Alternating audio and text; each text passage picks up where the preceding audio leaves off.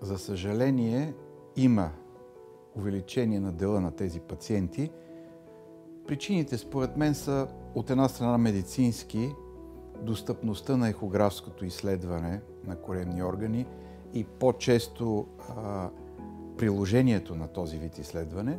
От друга страна, това е начинът на живот на българина, който се храни все повече с мазнини и въглехидрати и все по-малко се движи. Това е основна причина за наблюдаването в днешно време затлъстяване и все по-изразената омазняване на черния дроб.